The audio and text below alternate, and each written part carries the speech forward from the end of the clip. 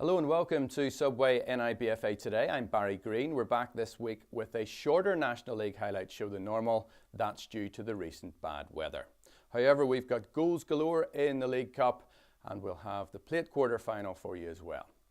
We have February's Goal of the Month contenders and we'll be getting today's guest to pick the winner from our short list of three, so do stay tuned to find out who's won that. Now, today we'll be joined by former Irish League defender and manager Gary Haveron.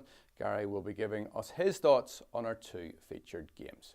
First up, we go to Crumlin for round two of the Under-14 League Cup. All-conquering Glentoran took on St Oliver Plunkett in a high-scoring but one-sided game. The Glens showed again just how prolific they are in front of goal. Let's take a look. The imperious Glentoran Under-14 swept St Oliver Plunkett aside in round two of the League Cup at Crumlin Leisure Centre earlier this week. This Glentoran team hasn't tasted defeat since 2015. Johnny Russell set up Callum Marshall for his first after just 2 minutes, Plunkett giving away too much space and time to the Glen centre half, and Marshall slotted home.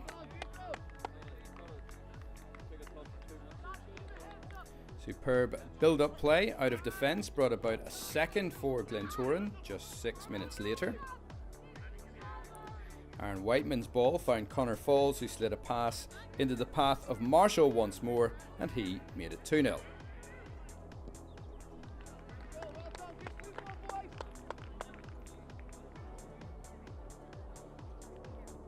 Glentoran's domination in terms of possession and their movement off the ball was typical of Jason Lindsay's team. Shea Kearney attempted to tee up Dylan Sloan, who sent this volley wide of the Plunkett goal.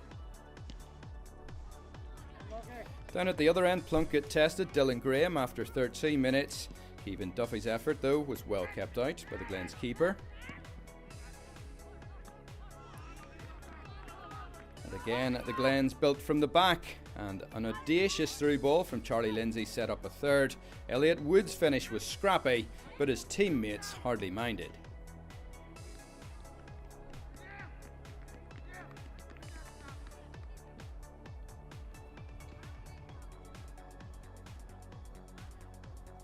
Glentoran got a fourth before the break. The short corner to Lindsay opened the Plunkett defence. Scott Rollison slid the ball into the far corner, and the Glens were well on their way.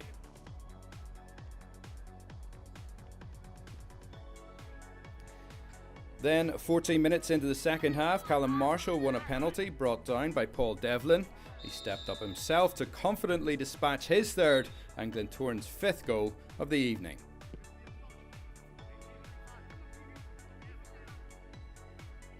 Aaron Whiteman was next to fire a shot in anger, but Plunkett keeper Rhys Camlin was well positioned on this occasion. But that sixth goal wasn't too far away. With 54 minutes gone, Dylan Sloan passed to Matthew Carson and he surged towards goal and slotted home.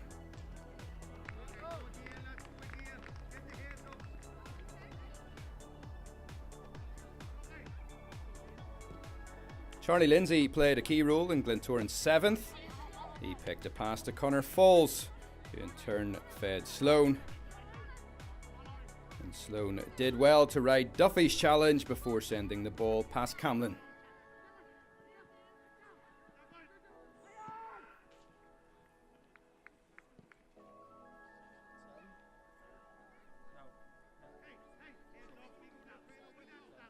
Again came the Glentoran onslaught, and by now Plunkett were praying for the full-time whistle, and they were extremely unfortunate not to get another Glentoran on this occasion. They did, however, manage two more in the final 2 minutes. Falls found the top corner to make it 8. And on the stroke of full-time, the Glens scored for a final time. All the twisting and turning was done by the talented Carson. Went past his marker on a couple of occasions. Marshall on hand again with his fourth, sending his team comprehensively into round 3.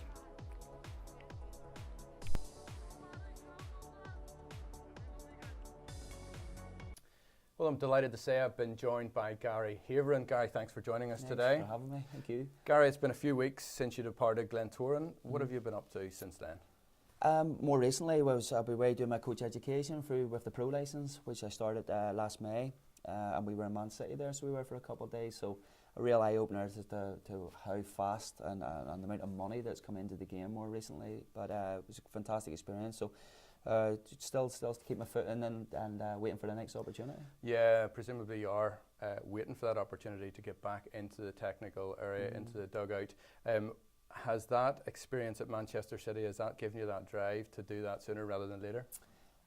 Yeah, well, you go away and they've got the best of everything. So they have, so the conditions and that there are just made for people to be playing at the top level. Once you filter down the lines and that, what you got to do is you got to take wee bits of that which you can implement into the Irish League. And just like I said, the opportunity. Yeah, I want to go again. I want to manage again. I think I'll be a better manager for the experience I've had with Glentoran. But yeah, you just got to wait and see what comes about. Football can change very, very quickly from one moment to the next. So you just got to be ready for when that opportunity comes. And the coach education will hopefully will make me a better coach even further. Hopefully we do see you back sooner rather than later. In terms of yourself, you're a big exponent of youth football. I know that. How do you rate the product in Northern Ireland? I think it's came on leaps and bounds. Whenever we started, I was a volunteer coach when I started. I'm back now actually coaching a game with my young fellas team. But we started off, me and a fella, Stephen Mills, who was my assistant at Glentoran, started off coaching a team early 2000s. So we did, and we followed that team from under 8s all the way through. I think now, it used to be then it was under 8s, 9s, 10s and that, they would have started. Now you're getting kids playing at 4 years of age. It's 2011s, 2012s are just coming through now. Currently at Larne Youth, where I'm actually a volunteer coach again. So I am, and so kids are getting a lot more exposure to football at a lot younger age, which is only going to encourage them and benefit them. You've got the Club NI system now, which is obviously working in an environment where kids are working with the best other kids out there in the country. So again, Michael O'Neill at the top level of the tree wants more kids playing in England to get them more opportunities not there so he's a bigger pool of players to pick from. Well, it makes sense not there that we've got to prepare our kids as best we possibly can for when the opportunity does come to go to England, that they're in a position not just to get the opportunity to get into England, but to actually stay there. You go to Man City, and there's not a great deal of English kids, or even Northern Irish kids, English kids, Scottish kids in that there kind of in that kind of academy. You're talking kids from Spain, there's kids from Brazil, there's French kids there, So what used to be very much a market out there for British-based players, I suppose. It's changed, hasn't it? It's become worldwide now, so it has. So you're really, really competing with some of the best kids in the world. When you were first team coach at Glentoran, presumably you did keep a watch over the whole academy system itself. Now, the first game that we saw, it was a 9-0 win for Glentoran's under-14s against St Oliver Plunkett. This is some side that Jason Lindsay has. Jason's done fantastically well with them. He's a young coach there, Sam Tottingham, with him as well. He's learning really loads onto them, so he is. But that team's just exceptional. It's the crown and the jewel and the crown, I suppose, in that there in terms of what Glentoran is with their academy. The academy on a basis, in general, that there is extremely successful. I think there's 60 plus kids in that there in the Club NI system. I think that's nearly double what any other club has. So the academy at Glentoran is certainly a shining light, for a lot of ones. This team in particular, we Charlie Lindsay, his son plays in the team, who's an exceptional talent and backwards and forwards to Rangers quite a lot of time. Matthew Carson, Johnny Russell, there's Big Duffy, there's any gods amounts of kids in that team who, really. I think there's about 5 maybe in that team that's in Club NI, but you wouldn't be out of place if you had all 11 or 12 kids in the Club NI system. No, every single player looked confident and competent on the ball. Callum Marshall got 4 goals on the evening. Was there a goal in particular that impressed you? Well, a Larne boy scored, so it is. Matthew Carson scored. I loved the drive and that there. He burst into the box, so he did. He drove past a couple of players and he scored from a tight angle, which was good to see. But there was a lot of team goals there, really good build-up play. Like you say, they're all very comfortable on the ball. They used to train beside us, so they did on a Tuesday night, and probably show you guys up. Well, we could have taken us a game or two, probably could have pushed us a bit. But it was interesting when you see them play, and it is all based around that they're being comfortable on the ball. It's all passing drills and movement drills and that there, and patterns of play. And it was really, really good to see in that there from such an early age. The kids' level of technical ability was very good. So it was again. So it's about the decision making as well as when you see the goals. It's not just let's try and beat everybody. They're passing and moving in the right areas of the park. They're making the right choices at the right time, and that's a really, really encouraging sign to see from such a young team. Just one final word on them then. They haven't been beaten since 2015. Might there be kind of a debate whereby you might want to move a couple of players maybe up in age group to test I think them? they have done that more recently. Like I know Charlie plays quite regular O3s, so he does, and amongst other players and that. Yeah, I think the challenge for them is they're not actually getting a challenge at their own age group. There's only so much you can account for taking them overseas and that there, and they went and played Man City, so he didn't actually beat Man City over there. That's which shows tremendous, isn't it? It just shows you they're not just dominant in their own league. That at 2004 age group, which they are, they're very, very just strong in general. So if they can go and compete with teams like that, then that's the challenge that they need on a regular basis in order to move them forward. So why not play them in a league up? Why not move that whole team up and have two teams playing at 2005s, and encourage, or 2000, and threes, and encourage them to play at that level, because they seem to be, more than capable of taking that step up. Food for thought for Glentoran. Thanks, Gary. Now it's time for February's Goal of the Month competition. We've got 3 quality goals for you, with the winner lifting the trophy that will be presented by a Subway representative. Goal A was scored by Michael Jones for Oxford United's under-12s team against Cliftonville at Solitude. Let's take a look. Where you go? Attack him!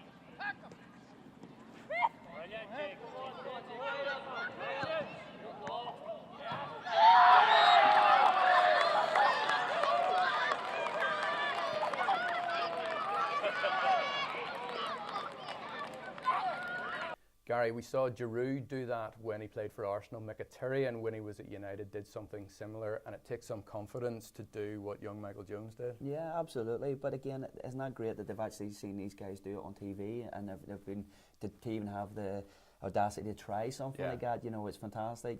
9 times out of 10 you miss that ball and you end up flat in your face, and people wonder what you're doing. But the one time when it comes off, and that was absolutely fantastic, and it was a great finish for you. The run as well was great, wasn't it? Yeah, it was great breakout played out from the back again. That which obviously a lot of teams are now trying to implement. Playing through the thirds and that like so. So you could see the build-up play, passing into midfield, driving forward, and it was a good wee chip in, and it was a great finish by wee Michael.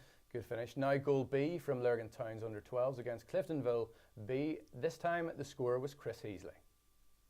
Lurgan's Chris Heasley opened on just 3 minutes in the 9-a-side match before doubling just 5 minutes later, thanks to some nifty assistance from Jesse Turner.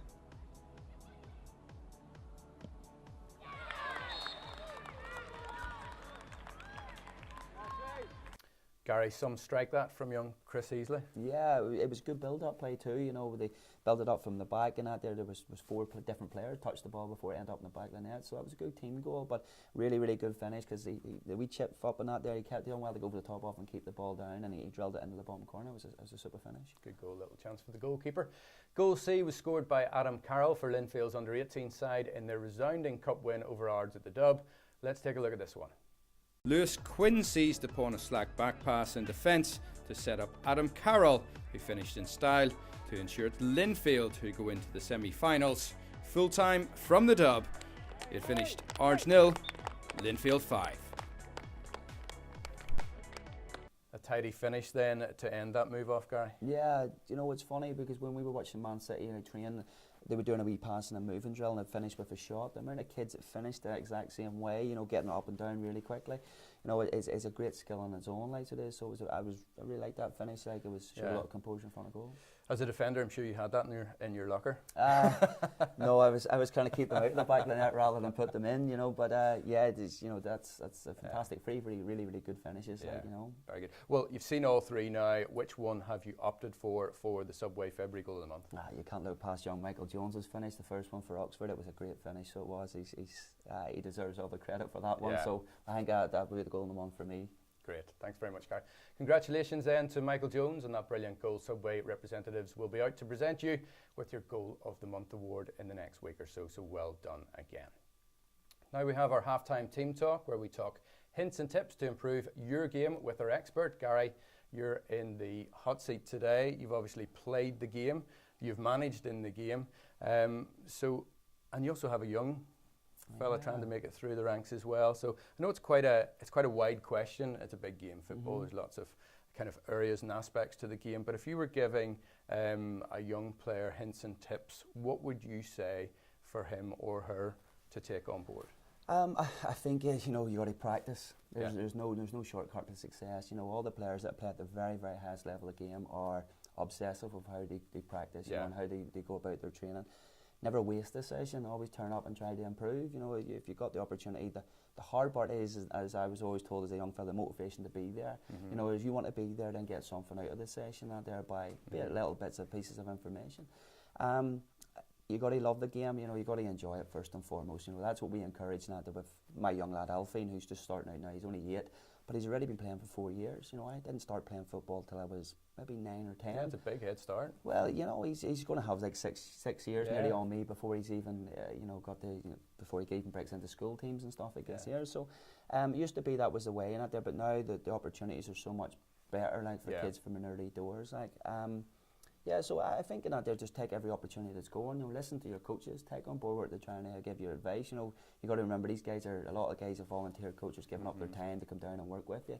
You know, so you give their time up the same. Like, I mean, they be dedicated to it. I suppose that's the biggest thing I think you can say. There's lots and lots of things that can distract you. You know, put the PlayStation down. You know, it's everything's in the right time. You know, put a limit on how long you're using that. Like, I mean, practice every chance you get. Get out with the ball in the street if you can. It's used to be in that they used to have like a full-size game out in the streets and out there whenever my turn. And that's gone, hasn't it, from the streets? Unfortunately, it has not there. You know, it's a number of reasons, I suppose, for it. More cars on the road and less built-up areas not there for kids to play football. Like, you know, plus the distractions as well. But there's no, you know, make the time not there, take the ball out, practice your wee individual skills, even if it is in the back garden. Like, you know, I mean, hit the ball against the fence a few times. Toe taps, like toe taps. You know, all them little individual things that you can improve on. Take every opportunity to make them improvements. What I would say in that there with kids though as well, having been across in England myself and that like an early age and then returning back home, make sure you always have that back up with your education. You know, mummy and daddy's not there and they'll give off, and it's the last thing you want to do is come in. When you do want to go out and play football, but make sure you look after your education so you always have something to fall back on. You know, that's a big thing I would encourage kids to make sure that they, by all means, give everything to your football and be as dedicated as you possibly can, but, you know, show that little bit of commitment to your schoolwork, because that'll stand over you for the rest of your life, you know, so make sure you get that side of your game right too. That's great advice. Is there something from the youth scene now that you don't like to see in the game? I think there's a lot of pressure on kids from a very, very early age. You know, I think, you know, you've got to remember they are just kids. They are learning, they are progressing. They're not going to do everything right straight away. You know, you've got to be brave enough to make mistakes and that there as well. So you've got to try these things. And if it doesn't come off, well, that's okay. Like, I mean, as long as you try them. So you do, you know, until you try to perfect them till they do come off on a more regular basis. But I would relieve them a lot more of pressure. It's like, I mean, don't put pressure on kids not there to be the next Ronaldo or Messi and that. Like, I mean, just let kids enjoy playing football. You know, if they have the talent and the drive and that there, then that'll come for you and them. Like, so just let them drive it. So they will do, you know, you can only do so much as a parent or as a coach to try and encourage it, be supportive. Certainly my parents never pressured me. It was always my choice to want to do it. So again, the drive has to come from them, because as a coach in that day, if you're always doing things for the kids, what happens whenever you're no longer his coach? Who makes the decision for him then? As a parent that day, you can do all you can for him that day, but what happens when if that kid no longer has you holding his hand, because at 15 or 16 he's maybe had to go away to get the experience and that there to be in a different country?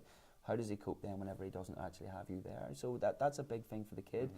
Make sure that the young person's the one that's driving it, like they do, because whenever you're no longer there, then they're going to have to be able to pick up the pieces. Well, they are. They have to have that drive in order to fend for themselves and learn for themselves. And that, like, so as early as you possibly can, let them do that. Turning to your own career, you talked about it just then. You went across to England to sign for Wolves initially, I did, and you went to Bolton. So give us a bit of flavour of what it was like as a young lad going across to England. Well, I went at 15. You know, I did my last GCSE on a Friday and moved to England on a Saturday. So I did, you know. So that was how quickly I left school and straight into full-time football. Massive learning experience, so it was, because like a lot of these young boys out there playing at this level, you know, you could be a big fish in a wee pond as such, where over here you could be a good player at that level, and then all of a sudden you're thrown into a net and that there where there's a lot of talented boys, much more talented than you. You know, in my youth team alone, you know, there was Robbie Keane and there was Julian Lescott and Matt Murray and that there, boys and that there, you know, Keith Andrews, who's now a pundit and all, like, I mean, guys and that there who went on to play top levels of football. So it became very, very competitive, and it was every single day you had to be right on it, like you do, you know, to be competitive against people like that. So yeah, it's a big learning experience, so it is for him. One I absolutely loved, you know. There's no amount of money can buy you that kind of experience, and that you know, I find myself incredibly lucky to be in that position. So I do, but yeah, once you're there, you've got to give it everything you possibly can. Would you have done anything differently looking back now? I don't believe so. Like you know, I think I got the most out of the ability that I had. You know, in terms of England and stuff, coming back to the Irish League, I was always committed, and I was always very very committed. I suppose is probably the best way to describe me. Limited. You know what I mean? I wouldn't say that. That's slightly unfair. I would say I probably was in that, but I knew my limitations, so I kind of maybe I turned them into a strength. You know, so I did. So I knew what I was good at. I tried to focus in on just doing what I was good at, like and leave the other things to other players. So I was, but you know, it takes all sorts to make up a team. Like so, it takes a if you've everybody's just the same, it doesn't work. So you need to have that blend and that. Like and I think I added a blend to it, and you know, I very rarely ever missed a game. So I put that down to. That was my focus in that there to make sure whatever I did in the match was that I was in the team the following week. So that was my focus after every game in that there to train as hard as I possibly could to make sure I had no excuses to give the manager an excuse to leave me out. You know, I never wanted him to leave me out. I wanted to play every week, so I never gave him an excuse. I always made sure I was on time for training, that I was committed to training as hard as I possibly could, and that I always gave everything. So I did. So I gave myself a best chance of playing. It's a very good mantra. You had a successful Irish League career with Coleraine, with Ballymena. You went into management. Which do you prefer? Oh, nothing beats playing. To be truthful, I think any football will tell you that. You know, it's a lot easier. You know, you turn up, you train, you go home, and that's sort of pretty much where you leave it. Like, you know what I mean? That's it. You know, after games, you'll be disappointed and stuff. But as a manager, you're living with results 24/7. You know, you live and die by them. In fact, so it is. So the management, it becomes a lot more about there's lots of hidden things that you won't see ever happen, like you mean behind the scenes. So it is, you know, you in terms of organising sessions and setting up training and making sure everybody's okay. Well, as a player, you worry about one person. You know, as a manager, you're worrying about everything. So you are, you know, you touched on the academy stuff. You know, you're overseeing 20s, you're overseeing academies. You're making sure everybody's kind of getting what they need, you know, out of you as well. So it is. So you're spread a lot thinner. You got press commitments as well. Which, absolutely. You know, you're spread a lot thinner as a manager than you ever are as a player. You know, so it is. So it's respect the manager, I suppose. Not that you understand what he's putting a lot of work into what you need to do. But I enjoy both ends. I enjoy both ends and that. Like I've learned a lot more as a coach than I did as a player, I suppose. And that I took little bits and pieces of the managers that I was lucky enough to work with, and I worked with some brilliant managers. So I did. So again, I take the learning from what's happened more recently. You know, we had a really successful spell at Carrick. Hasn't ended the way I wanted it to at Glentoran, but I still feel like I've left the club in that. I left the club in the top 6 and in an Irish Cup position. So I'm not ashamed about walking away from, or being away from it. Like, I mean, coming away from Glentoran, I think what we did is we took a team from 11th in the league and we left them 6th in that and in an Irish Cup. So at the end of the day, you know, we walk away, learned a lot from that experience and that there, and then looking forward to the next challenge. Great, Gary. Thank you. Thank you. Now it's time for our final game this week. This match was also played in Crumlin under the floodlights. It's the Under-16 League Plate quarter-final. It features Windmill Stars and Portadown. Johnny Martin is on commentary. Portadown and Windmill Stars under-16s met in the quarter-final of the League Plate. Portadown in the red and Windmill in the orange. The Mid-Ulster side started the game strongly, and this lovely through ball from Chris Cowan allowed David Faulkner to go one-on-one, and he opened the scoring in the 6th minute.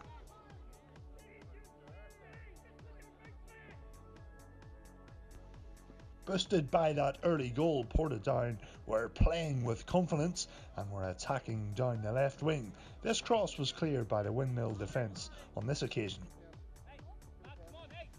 Yet again, Portadown came forward down the left. This perfectly weighted cross from Harry Anderson allowed Williams Roman a shot inside the area, but he couldn't keep his effort down.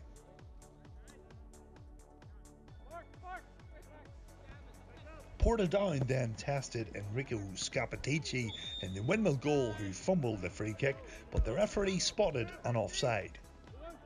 This long-range effort from Owen Casey tested Jack Johnson in the Portadown goal, who fumbled in the heavy rain, but he gathered right on the goal line. Into the second half now, and Portadown doubled the lead after great work from David Faulkner down the right wing allowed Harry Anderson to fire into the top right corner. 2-0 midway through the second half.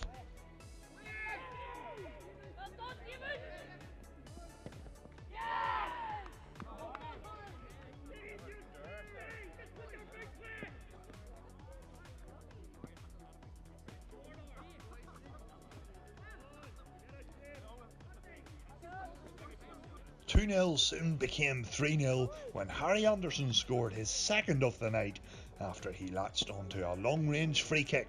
At full time it finished Portadown 3, Windmill 0.